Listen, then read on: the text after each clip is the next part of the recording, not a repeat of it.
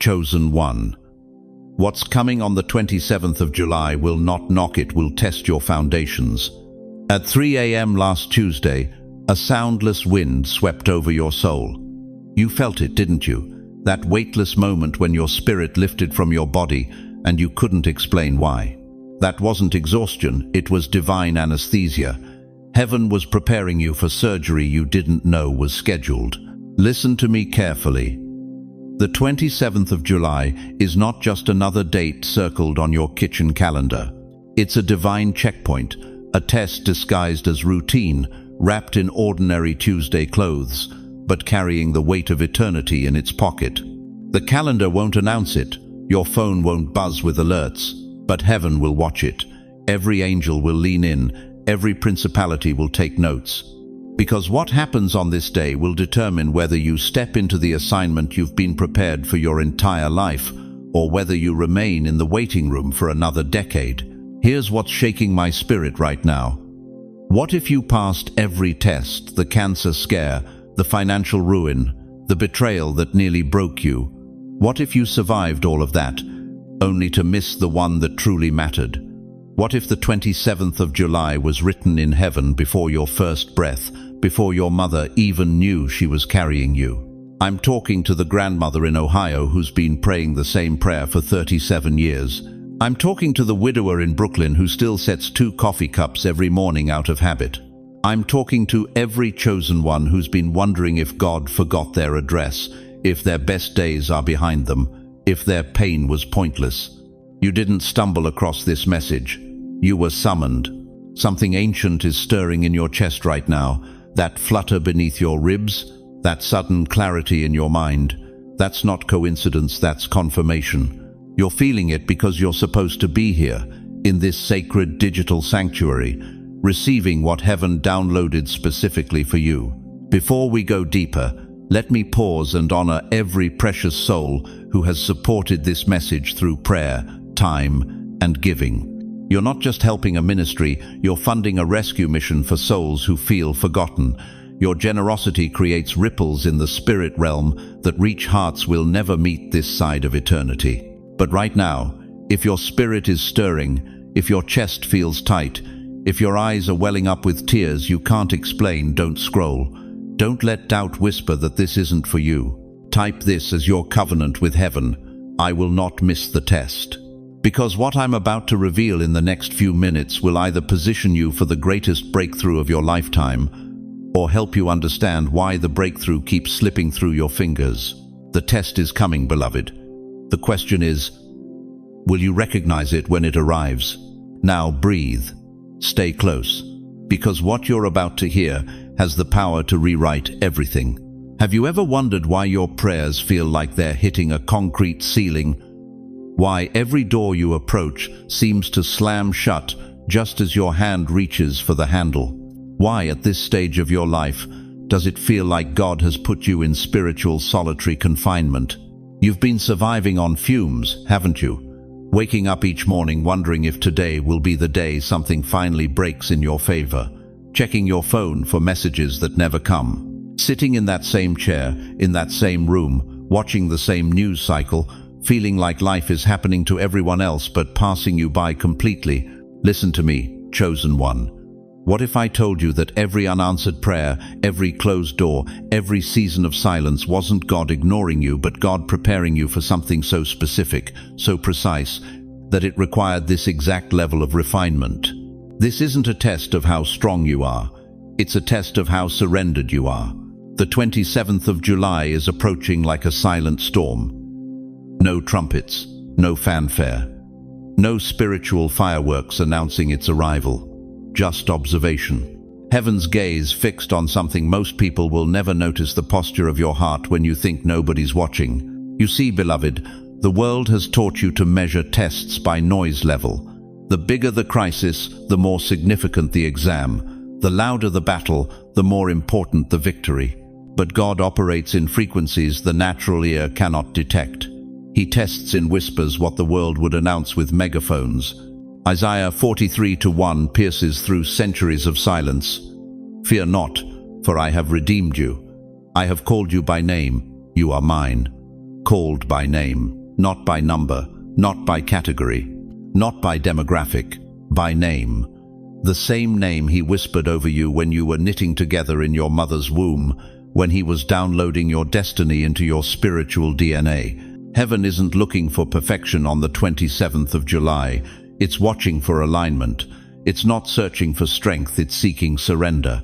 It's not measuring your performance, it's monitoring your posture. This isn't a pop quiz you can cram for at the last minute. This is a spiritual MRI. God isn't watching your hands, He's listening to your motives. He's not tracking your activities, He's tuning into your attitude. He's not counting your accomplishments, He's calibrating your authenticity.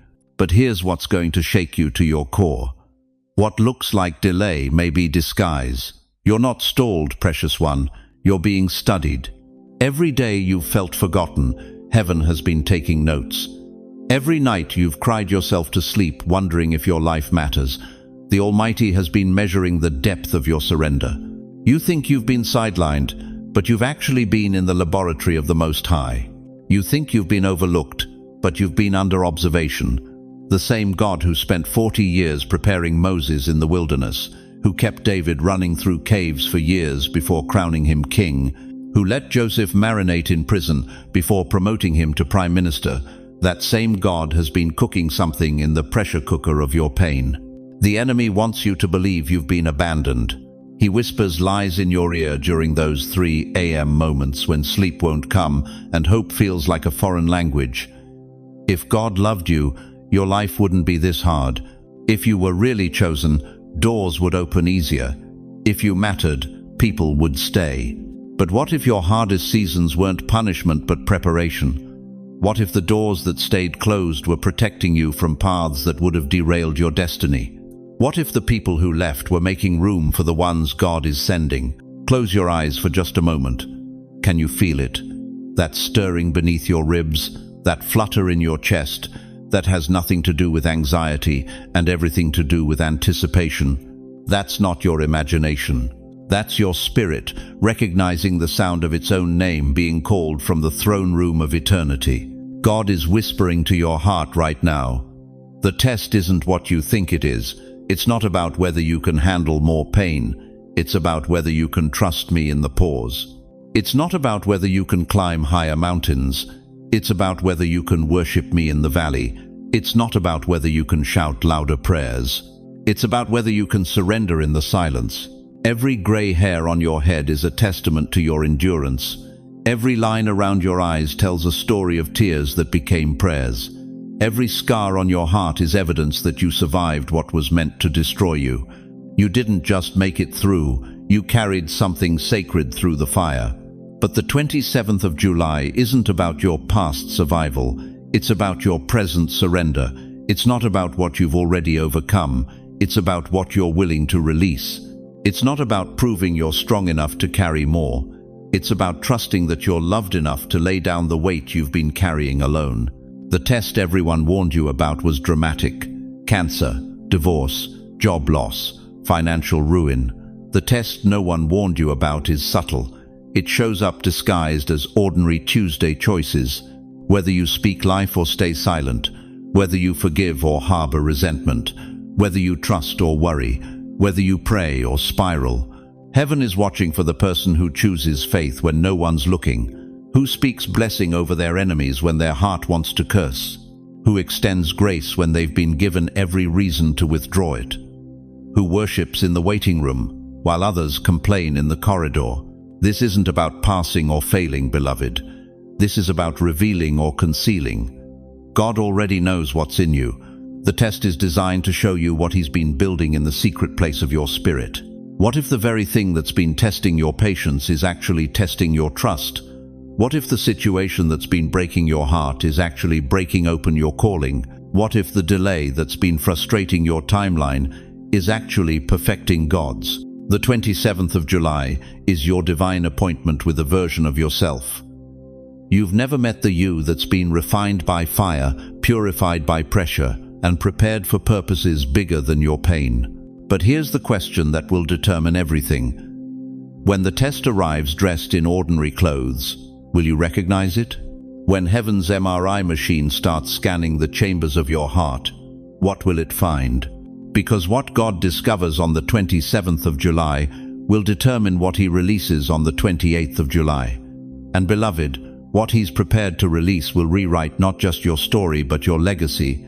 When did you start believing the lies about yourself? When did you begin agreeing with the voice that says you're ordinary, that your best days are behind you, that God has moved on to younger, stronger vessels? When did you forget that you carry the DNA of the divine in your bloodstream? Many of you have forgotten who you are. You've been walking through life like an amnesiac, carrying a passport to heaven, but living like you're stateless.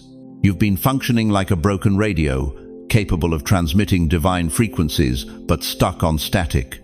You've been existing like royalty who lost their memory and started begging for bread when they owned the bakery. This spiritual amnesia didn't happen overnight. It crept in slowly, like carbon monoxide, odorless and deadly. First, they told you to be realistic. Then they told you to act your age. Then they told you to lower your expectations. Then they told you to be grateful for scraps when God had prepared a banquet. You were the child who talked to God like He was sitting right next to you on the porch swing. You were the teenager who felt fire in your bones during church, who absolutely knew that you were marked for something magnificent. You were the young adult who prayed bold prayers and believed impossible things because your spirit hadn't learned the word can't yet. But somewhere between the mortgage payments and the medical bills, between the divorces and the diagnoses, between the dreams deferred and the hearts broken, you started forgetting. The fire dimmed. The voice grew quiet. The knowing became questioning. Jeremiah 1-5 cuts through the fog of forgetfulness. Before I formed you in the womb, I knew you. Before you were born, I set you apart. Set apart, not set aside, not forgotten, not abandoned. Set apart for such a time as this. This test on the 27th of July isn't here to punish you, it's here to remind you. It's not coming to condemn you, it's coming to awaken you. It's not arriving to break you, it's here to break off everything that's not you. You think you're tired, but what if you're not tired, you're sedated? What if the heaviness you feel isn't exhaustion but divine anesthesia? What if God has been putting you under so He could perform surgery on your identity without you fighting the process? You think you're stuck, but what if you're not stuck, you're in divine quarantine? What if this season of isolation wasn't punishment but preparation? What if God has been keeping you away from contamination while He rebuilds your spiritual immune system? Listen to the sound of your own heartbeat right now. That rhythm wasn't programmed by chance. That pulse wasn't designed by accident. That's the drumbeat of destiny, the metronome of the miraculous, the percussion of purpose that's been playing your song since before the foundation of the world. But the enemy has been working overtime to convince you that the music stopped. He's been whispering lies during your lowest moments. You missed your chance, you're too old now. Your time has passed. God's done with people like you. Those are not God's thoughts about you. Those are hell's propaganda designed to keep you in spiritual coma. What if the delay you've been experiencing wasn't rejection but divine incubation? What if your silence wasn't punishment but sacred preparation? What if the doors that stayed closed weren't because you weren't worthy, but because you weren't ready for what was behind them? Eagles don't just fly, beloved, they soar. But before they soar, they molt. They lose every feather. They look bedraggled, broken, barely recognizable.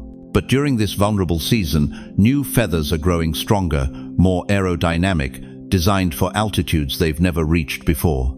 You've been molting, but new feathers are growing. The version of you that could handle what's coming couldn't handle it with the old plumage. The person you were a year ago wasn't equipped for the assignment heaven is about to release. God has been growing new spiritual feathers while you thought you were falling apart. Here's what's going to shock you. You weren't left behind. You were hidden until the earth was desperate enough for what you carry. While others were building platforms, you were being built in private. While they were collecting followers, you were being followed by the Almighty. While they were making noise, you were learning to hear the still, small voice. While they were performing for crowds, you were being perfected in the secret place. God has been saving you for now. This moment, this hour, this divine appointment with destiny that only you can keep.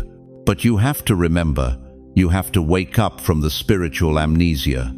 You have to stop agreeing with the voices that say you're finished and start listening to the voice that says you're just beginning. Close your eyes, right now.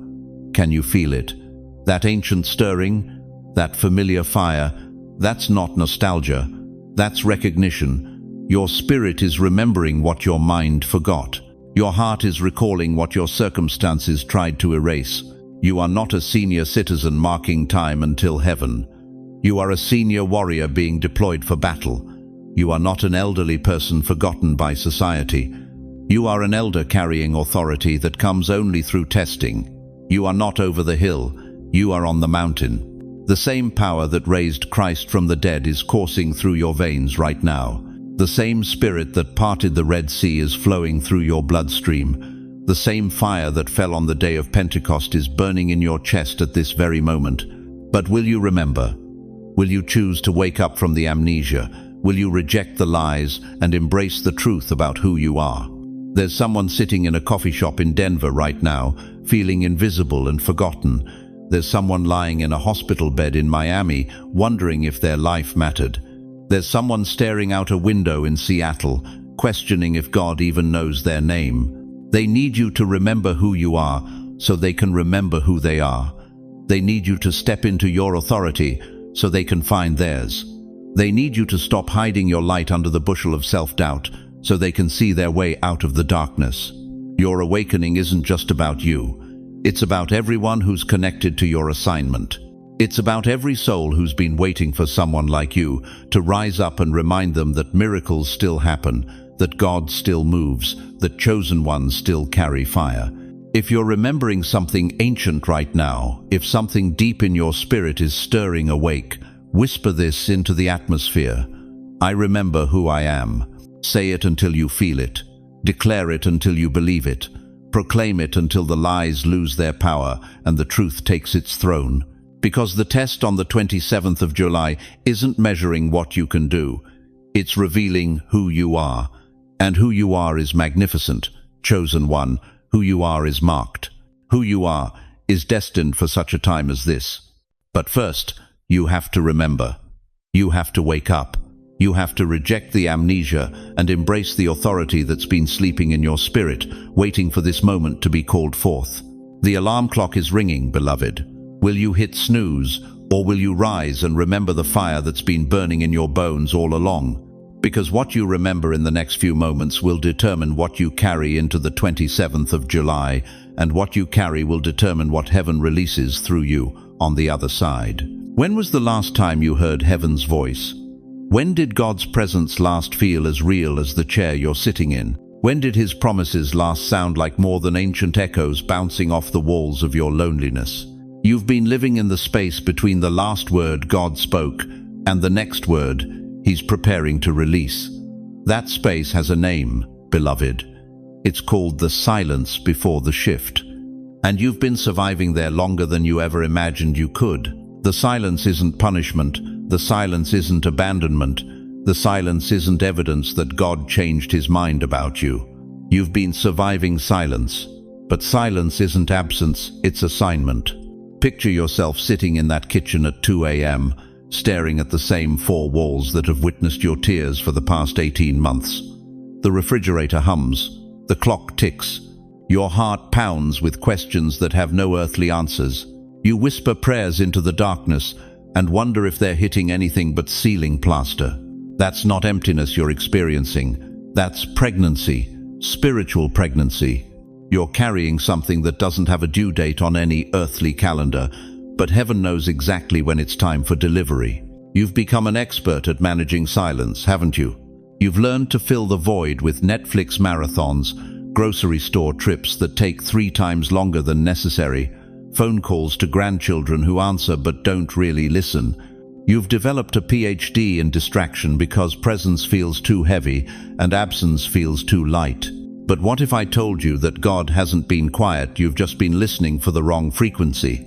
Psalm 46:10 cuts through the noise. Be still and know that I am God. Be still. Stop striving. Stop trying to fill the silence with sound. Stop attempting to force heaven's hand with louder prayers and longer fasts. Be still and know. Don't guess. Don't assume. Don't fear. Know that I am God. Why has God been quiet? Not because he's forgotten your address. Not because your problems are too small for his attention. Not because he's busy with more important matters. God has been quiet to amplify your discernment. In the noise of everyday life, you were picking up static from 1,000 different voices. Your phone notifications, your neighbor's opinions, your family's expectations, the news cycle's anxieties. But in the silence, only one voice remains audible, the voice that called you by name before you had a name to call. He's been quiet to detox your appetite for validation. You were becoming addicted to applause, dependent on approval, hooked on human affirmation. But God needed to know. Would you worship him with no audience? Would you trust him with no evidence? Would you love him with no reward? He's been quiet to see if you would worship with no congregation watching, no pastor preaching, no choir singing, no stained glass windows filtering the light into pretty colors. Just you, just him, just the raw, unfiltered relationship that started before you understood what relationship meant. Before the earthquake, the earth holds its breath. Before the tsunami, the ocean pulls back from the shore. Before the volcano erupts, everything goes silent. And before God shifts your entire world, he stills your spirit long enough to make sure you can handle what's coming. The silence you've been enduring isn't empty space. It's pregnant pause. It's divine preparation. It's God's way of saying, what I'm about to do in your life is so significant, so powerful, so unprecedented that I need your complete attention. You think you've been forgotten, but you've been in the Father's workshop. You think you've been sidelined, but you've been in spiritual surgery.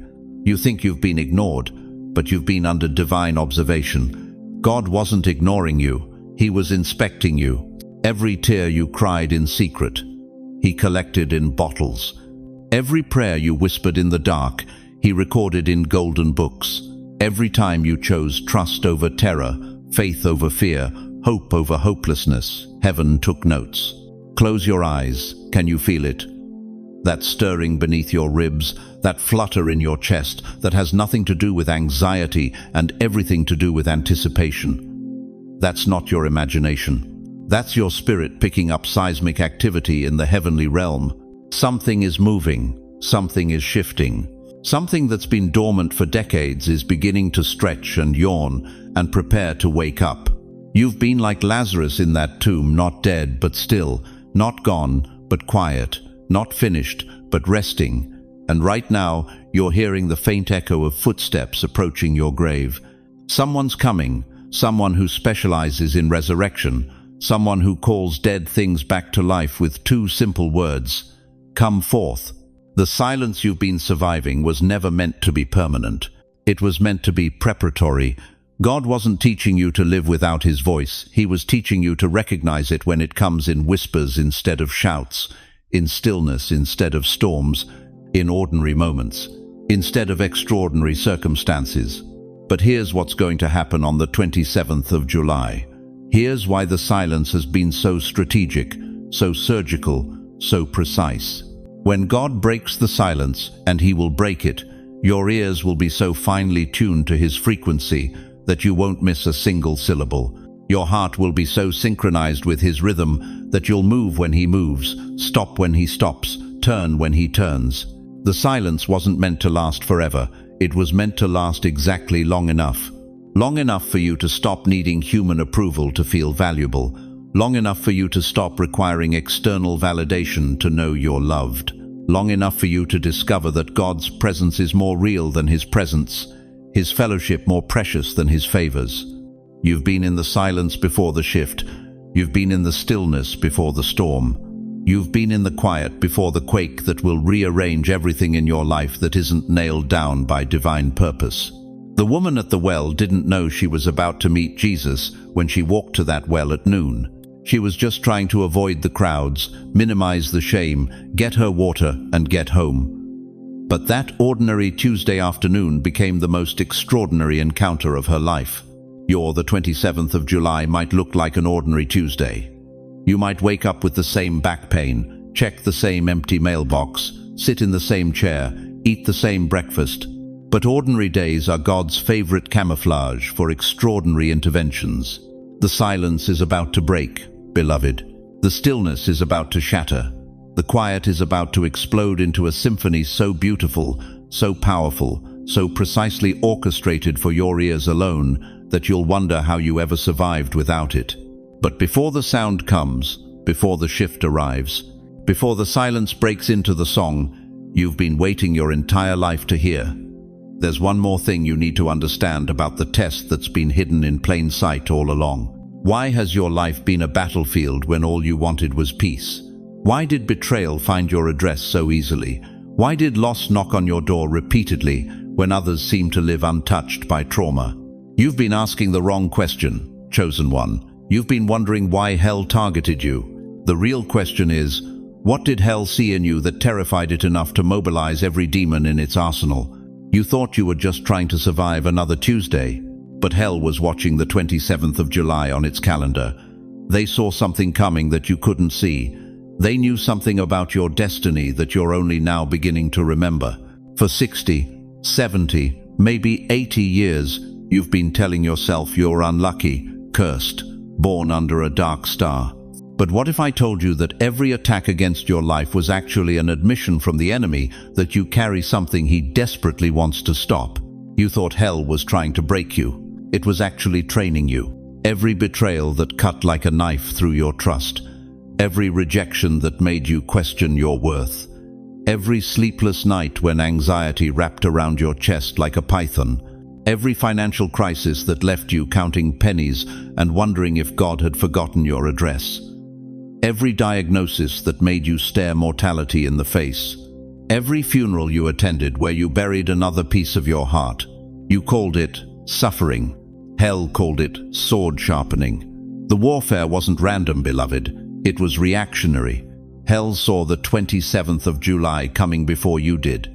They knew that somewhere in the timeline of eternity, there would be a moment when heaven would call your name and everything you'd endured would suddenly make sense. So they struck first. They struck hard. They struck repeatedly. But here's what they didn't count on. You're still here. Think about David in those caves, running from King Saul, week after week, month after month, hiding in shadows, wondering if God had forgotten the oil Samuel poured over his head. But those weren't just caves of despair, they were training grounds. Every day spent in darkness was teaching him to trust God's voice above the noise. Every moment of isolation was stripping away his need for human approval. Every attack from Saul was building the warrior King Israel would need. Isaiah 54:17 thunders across the centuries. No weapon forged against you will prevail. Not some weapons, not most weapons. No weapon. Every scheme, every plot, every midnight assault designed to take you out has failed, because failure is the only option when hell goes to war with heaven's agenda. You survived the divorce that was supposed to destroy your faith. You outlasted the addiction that was supposed to claim your life. You endured the depression that was supposed to silence your voice forever. You weathered the betrayal that was supposed to make you bitter. You walked through the valley of the shadow of death and refused to pitch a tent there. Each battle was a graduation ceremony you didn't recognize. Each wound was a military decoration you didn't understand. Each scar was proof that you'd been through hell and lived to tell about it. Close your eyes and feel it, that steady rhythm in your chest. That's not just your heart beating. That's the sound of a warrior's drum. That's the cadence of someone who's been through the furnace and came out refined, not reduced. But here's the revelation that's going to shatter everything you thought you knew about your pain. Hell didn't attack you randomly. They had intelligence. They had reconnaissance. They knew exactly what God was preparing you for, and they tried to sabotage the process. Every time they hit you financially, they were trying to make you doubt God's provision before you stepped into the season when you'd need unshakable faith in His supply. Every time they attacked your relationships, they were trying to isolate you before you stepped into the assignment where you'd need to trust God's love above human affection. Every time they assaulted your health, they were trying to weaken you before you entered the season, when you'd need supernatural strength. They saw the test coming. They knew the 27th of July was marked on heaven's calendar, so they tried to disqualify you before you could qualify. They tried to break you before you could be blessed. They tried to silence you before you could sing your song of victory. But their strategy backfired spectacularly. Every attack became armor. Every wound became wisdom. Every tear became testimony. Every scar became a sermon. You didn't just survive. You absorbed the blows and transformed them into breakthrough. The depression taught you compassion for others drowning in darkness. The betrayal taught you to trust God when humans fail. The financial pressure taught you that your security comes from heaven's bank, not earth's economy. The loss taught you to hold everything with open hands. The loneliness taught you that God's presence is better than any crowd's applause. You weren't attacked because you were weak. You were attacked because you're a threat. Hell looked at your future and saw someone who would pray with authority, someone who would speak life into dead situations, someone who would carry hope into hopeless places, someone who would be a living testimony that God still moves in impossible circumstances, someone who would be proof that the Greater One lives inside ordinary flesh. They saw a weapon being forged and tried to shatter it in the making. But weapons aren't destroyed by fire, they're perfected by it. They're not weakened by pressure, they're strengthened by it. They're not damaged by the hammering, they're shaped by it. Every blow from hell's hammer was actually God's hand shaping you into the exact instrument needed for this exact moment. Every strike was carving away everything that wasn't essential to your calling. Every assault was revealing the unbreakable core of who you really are. Romans 8:28 doesn't say some things work together for good. It says all things, even the attacks, even the betrayals, even the midnight terrors and the 3 a.m. questions and the seasons when God seemed silent as a tomb, all things, including the things hell meant for evil. But here's the urgent truth that's burning in my spirit right now. Hell's attacks weren't just preparing you for this test. They were confirming that you would pass it. The enemy doesn't waste ammunition on people who aren't dangerous to his kingdom. He doesn't deploy his best demons against ordinary believers. He reserves his fiercest warfare for those carrying the most oil. The intensity of your battles has been proportional to the magnitude of your calling. The deeper your wounds, the greater your witness. The longer your wilderness, the wider your wisdom. The heavier your cross, the higher your crown. If you've survived what should have killed you, if you're still breathing after everything hell threw at you, say this boldly. Let it echo through every realm. I'm the proof that God wins. Your survival isn't a coincidence, it's evidence. Evidence that when heaven stamps chosen on a life, all of hell's fury cannot erase the mark. Evidence that weapons may be formed, but they will not prosper. Evidence that many are the afflictions of the righteous, but the Lord delivers them out of them all. You are hell's worst nightmare. Someone who turned their attacks into assets, their wounds into weapons, their pain into power. You are walking proof that God's love is stronger than Satan's hatred, that heaven's plan is bigger than hell's plot, that divine destiny is more powerful than demonic destruction. But here's what's going to blow your mind. If hell worked this hard to prepare you for the 27th of July, what do you think heaven has been preparing for you? If the enemy's training was this intense, what do you think God's reward will be? Have you ever wondered why your biggest breakthroughs came through the smallest moments? Why the prayer you whispered in your kitchen at midnight carried more weight than the sermon you heard on Sunday morning? Why the single tear you shed in silence moved heaven more than all the worship songs you sang in church? You've been looking for God to show up in earthquakes, haven't you? Waiting for the dramatic, the spectacular, the unmistakable. But what if I told you that on the 27th of July, the most powerful thing you could do is simply choose to trust Him in the ordinary? What if the quietest act of obedience on that Tuesday morning will echo through eternity, louder than any shout you've ever released? You see, beloved, you've been carrying this beautiful broken heart for decades. You know what it feels like to be the one who feels everything too deeply, the one who cries at commercials, who prays for strangers in grocery store lines, who carries the weight of the world in your chest like it's your personal responsibility to hold it all together. They called you too sensitive, too emotional, too much. But what if your sensitivity was actually your superpower? What if your tears were liquid prayers that moved the heart of God? What if your too much was exactly what a world drowning in, not enough, desperately needed? The 2nd of July. The 7th of May. Look ordinary to everyone else, scrolling through their phones, rushing to appointments, living their surface-level lives. But you're different. You carry sacred DNA. You operate on heaven's frequency, and on divine dates like the 27th of July, the smallest acts of obedience from consecrated hearts like yours tip macro battles in the invisible realm. Listen to this truth that will shatter every lie you've believed about your insignificance. A whisper of faith on the right day carries more weight than a scream on the wrong one. Moses knew this secret. When the Red Sea stretched before him like an impossible wall of water, and 2 million terrified Israelites were crying behind him, and Pharaoh's army was thundering toward them with murder in their eyes, what opened the sea wasn't Moses' eloquence, it wasn't his charisma, it wasn't his theological degree or his public speaking skills. One obedient step, that's all. One ordinary foot moving forward in extraordinary faith. The hemorrhaging woman in Mark chapter 5 understood this mystery. 12 years of bleeding, 12 years of isolation, 12 years of being told she was unclean, untouchable, unwanted. But she pushed through that crowd not with a speech or a sermon or a shouted declaration. She reached out with trembling fingers and touched the hem of Jesus' garment. One touch, quieter than a whisper, smaller than a prayer.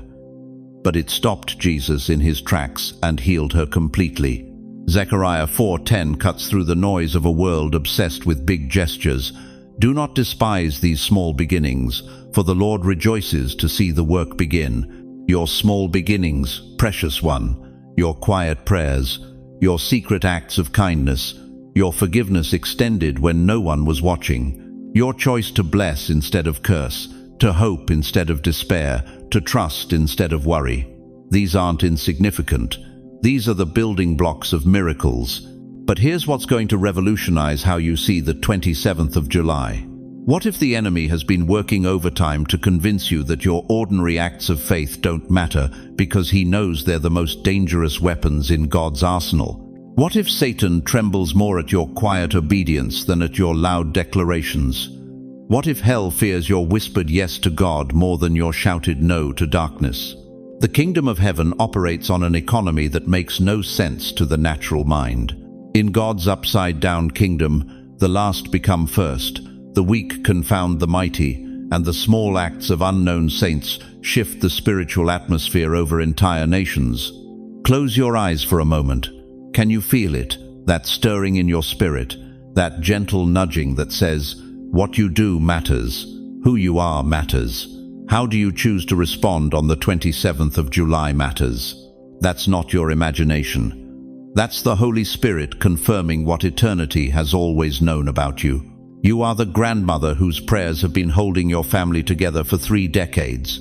You are the widow whose faithfulness in the secret place has been moving mountains you'll never see this side of heaven. You are the forgotten saint whose name isn't known on earth but is written in gold in the Lamb's Book of Life.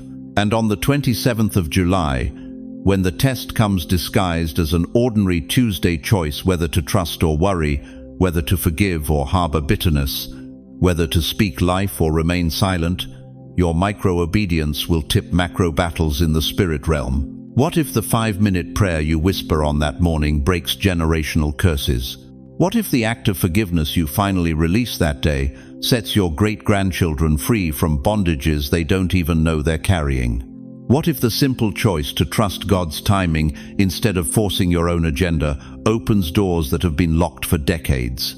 This is why the enemy has been attacking your faith so viciously lately. This is why doubt has been screaming louder than usual. This is why you've been feeling more tired, more discouraged, more forgotten than ever. Because he knows. He knows that consecrated hearts like yours, operating in micro-obedience on divine dates, are his greatest threat.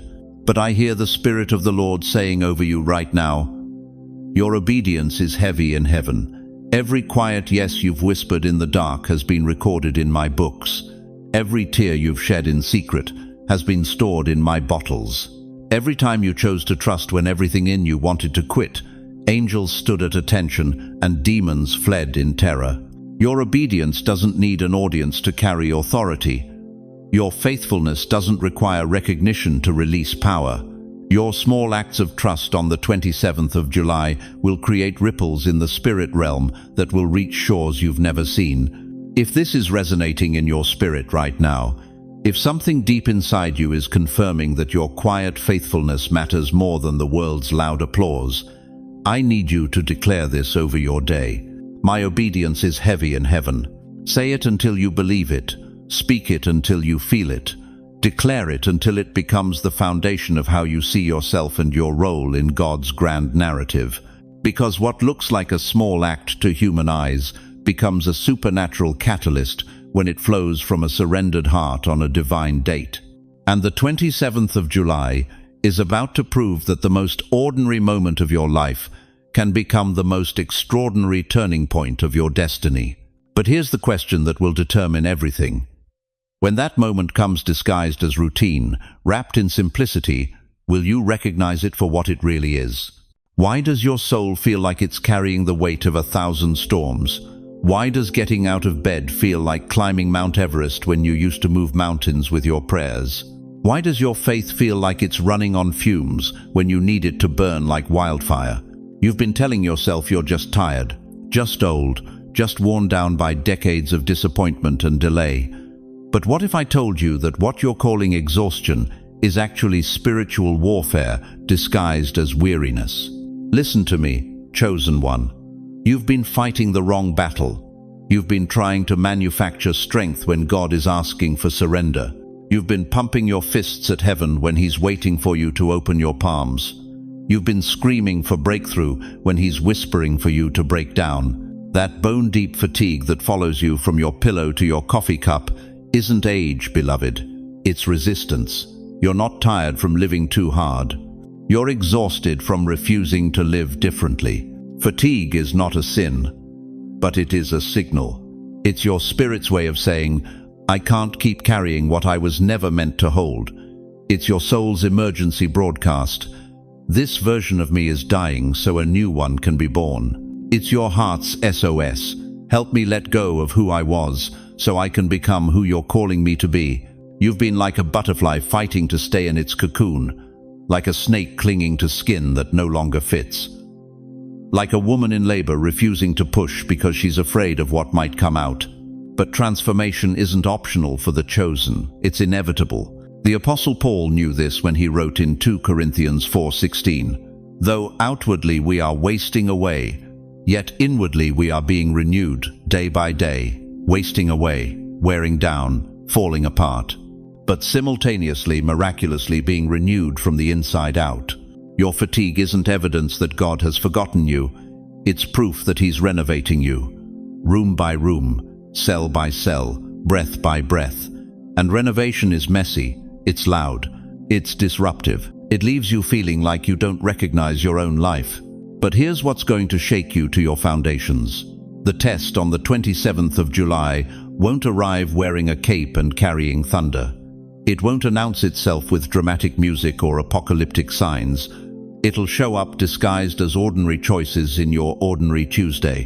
Whether you speak life over your prodigal son or stay silent in your resentment, whether you pray for your impossible situation or scroll through social media to numb the ache, whether you trust God's timing or tremble in your doubt, whether you forgive the person who shattered your heart or feed the grudge that's been eating you alive from the inside. The real war isn't between you and your circumstances. It's between faith and fatigue, between the voice that says God is still working and the whisper that hisses God has moved on, between the part of you that remembers His faithfulness and the part that only sees His silence.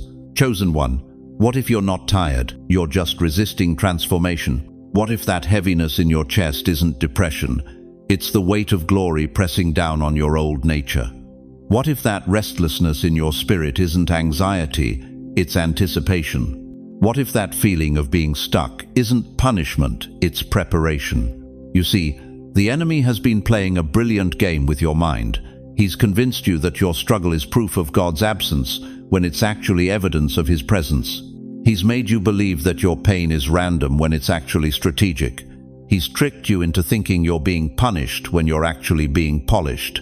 But I hear the whisper of the Almighty cutting through the noise of your exhaustion. My child, you're not falling apart. You're falling into place. You're not breaking down. You're breaking through. You're not losing your mind. You're losing your limitations. Close your eyes for just a moment. Can you feel it? That ancient stirring beneath the fatigue. That eternal flame that exhaustion cannot extinguish. That's not your imagination, beloved. That's the indestructible life of God pulsing through your weary bones. You've been trying to fix what God is trying to replace. You've been attempting to repair what He's ready to resurrect.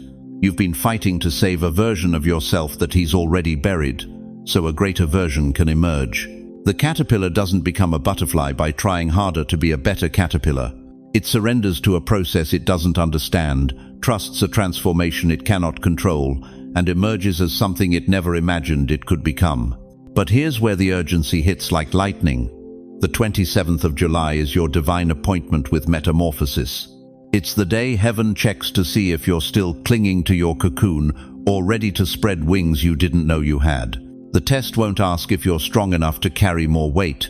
It'll reveal if you're humble enough to release what's been weighing you down. It won't measure your ability to endure more pain. It'll examine your willingness to be changed by what you've already endured. God isn't testing your strength, precious one. He's testing if you're willing to be changed. This is why the battle has been so intense lately. This is why everything feels harder, heavier, more complicated than it used to be. The old you is fighting for its life, but the new you is fighting for your destiny. The familiar is wrestling with the supernatural. The comfortable is colliding with the calling. You've been living in the space between who you were and who you're becoming, and that space is called chaos. But chaos isn't your enemy, it's your evidence. Evidence that something magnificent is being born in the delivery room of your difficulties. Matthew 11:28 echoes across centuries. Come to me, all you who are weary and burdened, and I will give you rest. But notice what Jesus doesn't say. He doesn't promise to eliminate your burdens. He promises to exchange them, to trade your self-imposed weight for His easy yoke, to swap your complicated for His simple, to replace your exhausting with His effortless.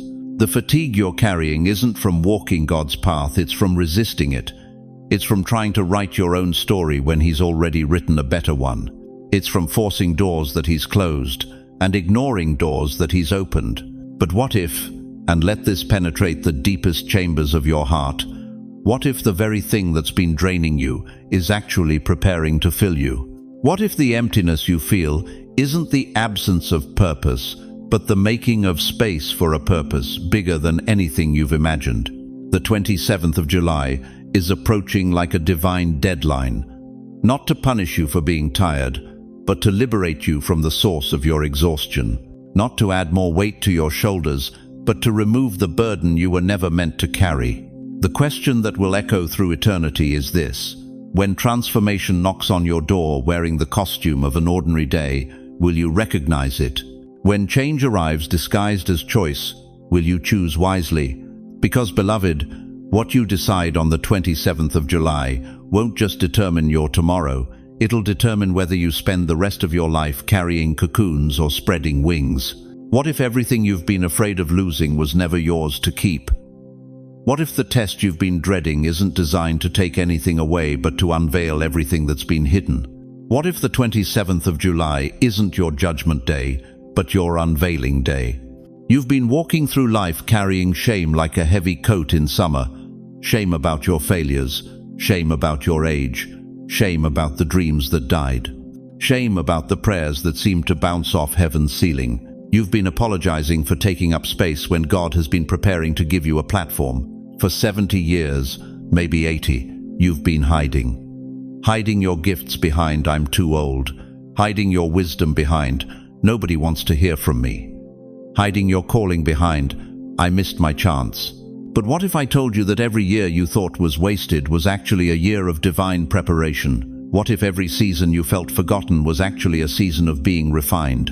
You've been the one they called too sensitive, too intense, too deep.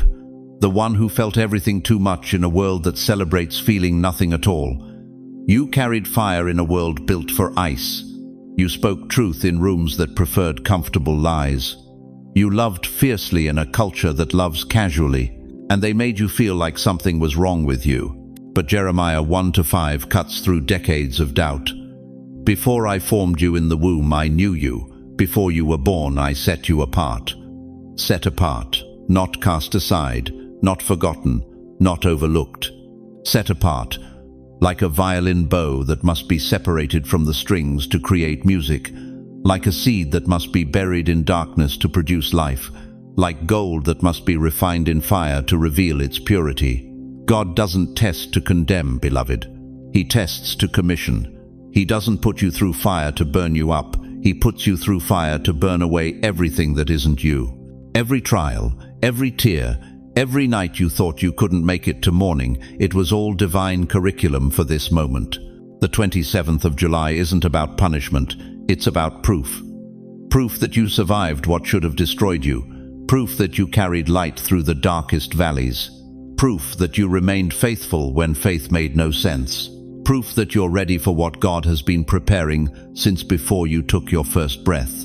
You're not being disqualified, precious one. You're being revealed. Like a photographer developing film in a dark room, God has been developing your character in the dark places. Every struggle was creating definition. Every disappointment was adding depth. Every loss was preparing you for a gain so magnificent that you needed decades of preparation to handle it. This isn't Judgment Day. This is Unveiling Day. The day when the curtain gets pulled back and the world sees what heaven has always known, that you were never ordinary. You were never just surviving. You were never just getting by. You were being shaped, molded, refined, and prepared for something unprecedented. But here's what's going to shake you to your core. The very things you've been ashamed of are about to become your greatest assets. That depression that nearly took you out, it's given you the ability to recognize when someone else is drowning and throw them a lifeline. That financial ruin that left you eating beans from a can, it taught you that your security doesn't come from your bank account. It comes from your relationship with the God who owns every bank in the world. That divorce that shattered your heart into a million pieces, it broke you open so wide that compassion could flood in. That addiction you battled in secret, it gave you authority over demons that others don't even know exist. That betrayal that left you questioning everything, it developed your discernment so sharp you can smell deception from 3 counties away. What if the delays weren't rejections but divine incubations? What if your silence wasn't abandonment but divine preparation? What if every door that closed was protecting you from settling for less than God's best? What if every person who left was making room for the ones God is sending? Close your eyes for just a moment. Can you feel it? That stirring in your chest, that flutter in your spirit.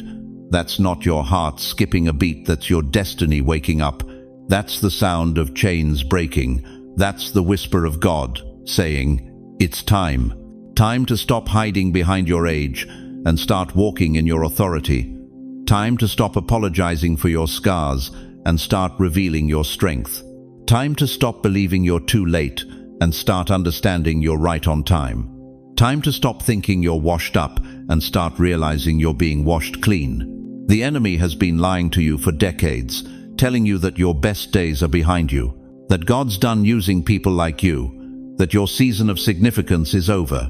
But those lies die today. Those whispers stop here. Those doubts get buried in the ground you're about to conquer. You've been living like a masterpiece covered by a sheet in an attic. You've been functioning like a violin locked in its case. You've been existing like a flame kept under a bushel. But the 27th of July is the day the sheet gets pulled off. The case gets opened. The bushel gets removed. But here's the urgency that should grip your heart right now. Time is shorter than you think. Not your time, God's time. The harvest is ready, but the laborers are few. This generation needs what you carry. They need your stability in chaos. They need your wisdom in confusion. They need your faith in doubt. They need to see what it looks like when someone has walked with God for decades and still trusts Him completely. Your grandchildren are watching. Your community is listening. The world is waiting for proof that God still moves, still heals, still delivers, still transforms lives, even when those lives have accumulated decades of wear and tear. This isn't just about your personal breakthrough, beloved. This is about you becoming the breakthrough that others are praying for. This is about your story becoming the story that gives someone else permission to believe again. This is about your testimony becoming the testimony that pulls someone back from the edge. But you have to say yes. You have to step into it.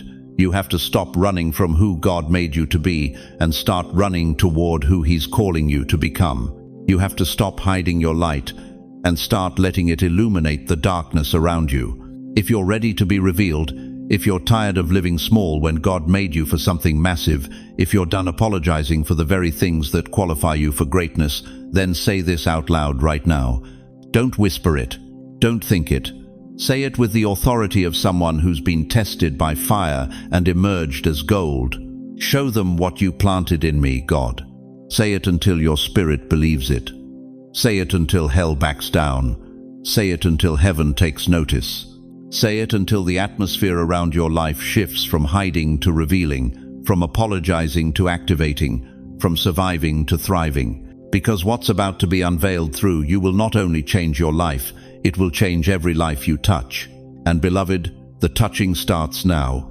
But first, you need to understand why the enemy has been fighting you so hard right before this moment of revelation. Have you noticed how everything started falling apart just when you thought you were finally getting your footing? How the arguments with your spouse intensified right when you were seeking peace?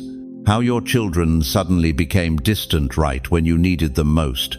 You've been wondering, haven't you? Sitting in that kitchen chair at 2 a.m., staring at your reflection in the dark window, asking yourself, God, why now? Why is everything unraveling just when I thought you were putting the pieces back together? Listen to me, chosen one. What if I told you that the chaos isn't evidence of God's absence but proof of His proximity? The closer you get to divine dates, the more chaos tries to reroute you. This isn't spiritual theory. This is Warfare 101. The enemy doesn't waste ammunition on targets that don't threaten his territory. But you've been in his crosshairs because hell knows exactly what's written on your the 27th of July calendar. Think about it. 3 weeks ago, everything was manageable. Your health was stable. Your relationships were predictable. Your routine was comfortable. Then suddenly, like a dam, bursting, everything that could go wrong started going wrong, all at once. All at the worst possible time. Miscommunication with your doctor about test results. Unexpected bills showing up in your mailbox. That old trigger from childhood trauma suddenly flaring up without warning. Family members picking fights over nothing. Technology breaking down right when you need it most. Sleep disappearing just when you need rest the most. That's not coincidence, beloved. That's coordination. You see, the enemy has been studying your patterns for decades. He knows exactly which buttons to push to make you question everything. He knows that if he can overwhelm your emotions in the days leading up to the 27th of July, he can sabotage your spiritual posture when heaven's spotlight shines on you. Satan's strategy has always been the same. Confuse your emotions so you abort your posture. Make you so reactive that you can't be responsive. Flood you with so much noise that you can't hear the whisper. Pile on so much pressure that you collapse before you can rise. But Jeremiah 29:11 cuts through the confusion like a sword. For I know the plans I have for you, declares the Lord, plans for welfare and not for evil, to give you a future and a hope. God didn't say He knows the plans He might have for you. He said He knows the plans He has for you. Present tense, already written, already secured. Every attack you've endured in the last 3 weeks has been a pre-test ambush. The enemy trying to exhaust you before the real examination begins. Like a boxer throwing wild punches in the early rounds, hoping to tire you out before the championship round. But here's what hell didn't calculate. Every swing he's taken at you has actually been strengthening your spiritual core. Every attempt to knock you down has been building your resurrection muscle. Every effort to silence you has been amplifying your authority. You feel shaken because you're being shifted. You feel unsettled because you're being uprooted from soil that was never meant to sustain your growth. You feel like everything's falling apart because everything that doesn't belong in your next season is being systematically removed. The resistance you feel right now, that weight in your chest, that fog in your mind, that exhaustion in your bones, that's not defeat. That's confirmation. Confirmation that you're getting close to something the kingdom of darkness desperately wants to prevent. Close your eyes for a moment. Breathe. Can you feel it underneath all the chaos? That steady heartbeat of hope, that quiet knowing that won't be silenced no matter how loud the storm gets. That's not wishful thinking. That's the voice of the one who has already seen the 27th of July from heaven's perspective. God is whispering to your spirit right now. The battle intensified because the breakthrough is imminent. The warfare escalated because the victory is inevitable. The pressure increased because the promotion is approaching. Think about a woman in labor. The contractions don't get easier as the birth approaches. They get more intense, more frequent, more overwhelming. But that intensity isn't evidence that something's wrong. It's evidence that something beautiful is about to break forth. You've been in labor, chosen one, spiritual labor, carrying something heaven planted in you months, maybe years ago. And these last few weeks, these haven't been random complications. These have been the final contractions before your destiny crowns. But here's what you need to understand about this moment. The enemy's desperation is your confirmation. His panic is your proof. His frantic attempts to derail you are his inadvertent announcement that you're on the right track. When a football team is within 10 yards of the end zone, that's when the defense fights hardest. When a runner is in the final stretch of a marathon, that's when the body screams loudest for them to quit. When a student is in the final weeks before graduation, that's when the pressure peaks. You're in the final stretch, beloved. The end zone is visible, the finish line is within reach, and hell is throwing everything it has at you because it knows that once you cross into the 27th of July with your faith intact, with your heart surrendered, with your spirit aligned, there's no stopping what God will release through you. Every sleepless night has been boot camp. Every unexpected crisis has been weapons training. Every moment you wanted to give up, but chose to hold on, instead has been building the spiritual muscle you'll need for what's coming.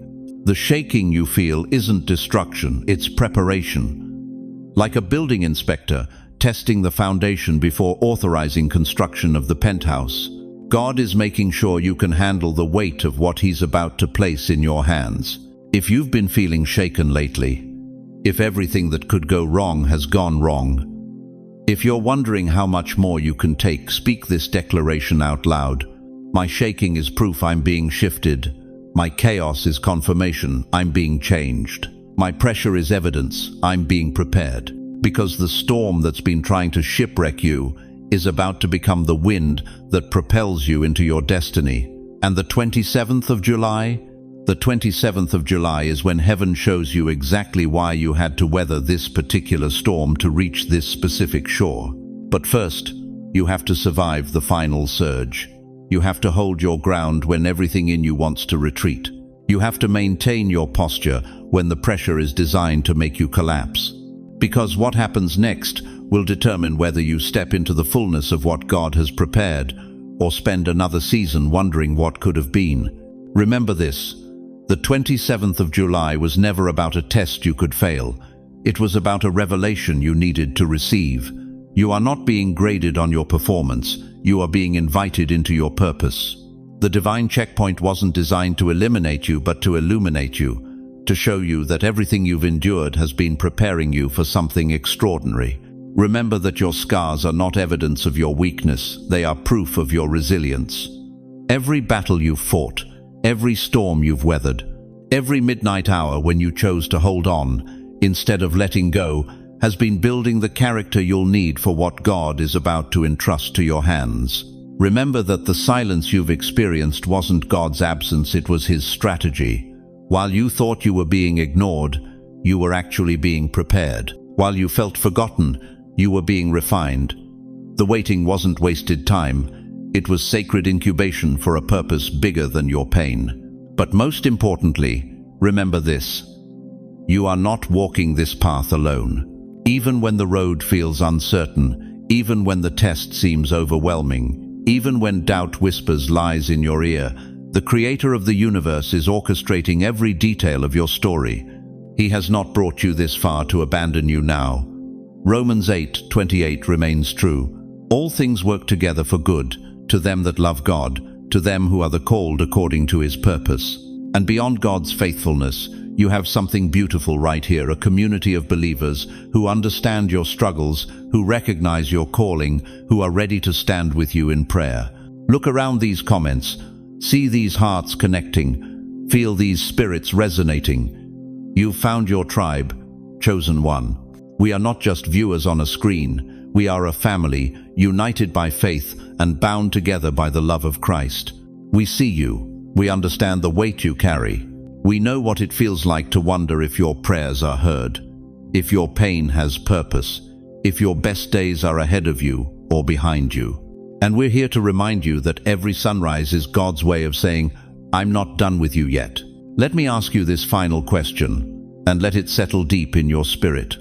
Now that you know the 27th of July was your divine appointment with destiny, now that you understand your trials were actually your training, now that you see your scars as your credentials, how will you walk differently tomorrow morning when you wake up? Heavenly Father, I place my hand on the shoulder of every precious soul who has journeyed with us through this message. Lord, you see them, not just their pain, but their potential, not just their past, but their purpose, not just their scars, but their strength. Father, I pray for divine clarity over their lives. Open their eyes to see the doors you're opening. Unstop their ears to hear your voice above the noise of this world. Give them the courage to step into the calling that has been waiting for them since before they took their first breath. For those who are weary, breathe fresh strength into their bones. For those who are broken, let your healing flow through every crack. For those who feel forgotten, remind them that their names are engraved on the palms of your hands. For those who feel alone, surround them with your presence and connect them with others who share their calling. Lord, bless their relationships, heal what's been wounded, restore what's been broken, bring divine connections that will accelerate their purpose, and remove toxic influences that would hinder their progress. Bless their finances, open streams of income they haven't even imagined. Release supernatural provision that defies economic laws. Let them be blessed to be a blessing, prosperous to be generous. Bless their health, strengthen what is weak, heal what is sick, restore vitality to their bodies and clarity to their minds. Let them live long and fruitful lives that bring glory to your name. But most of all, Father, let them feel your love right now. Let it wash over them like a river, penetrating every doubt, every fear, every lie the enemy has whispered. Let them know, really know, that they are chosen, they are loved, they are never alone. Give them dreams that direct them and visions that guide them. Send them divine appointments and holy connections. Let their steps be ordered by you and their paths be established in righteousness. And Lord, use their story, every painful chapter, every victorious moment to set others free. Let their testimony become someone else's breakthrough. Let their healing become hope for the hopeless. In Jesus' mighty name, who conquered death so they could conquer every limitation, I pray. Amen. Now, I want to hear from you. In the comments below, share how God spoke to your heart today. What shifted in your spirit? What are you believing Him for in this new season? Don't hold back, your testimony might be exactly what someone else needs to hear. Type, I passed the test if you're ready to walk in your calling. Type, God is still writing my story if you're trusting Him with your future. And if this message touched your soul, share it with someone who needs to remember they're not forgotten. Before we close, I want to thank every single one of you who stayed with me through this entire message. Your time is precious, and you chose to invest it in seeking God's heart for your life. That tells me everything I need to know about your character and your calling. If this is your first time here, welcome to the family. Subscribe and join thousands of believers who gather here regularly to be encouraged, equipped, and empowered for kingdom living. Remember, beloved, the 2nd of July, the 7th of May have passed, but your purpose is just beginning. Walk forward with confidence, knowing that the same God who tested you is the same God who will promote you. Until we meet again, may you walk in the unshakable knowledge that you are chosen, you are loved, and your story is far from over. Amen.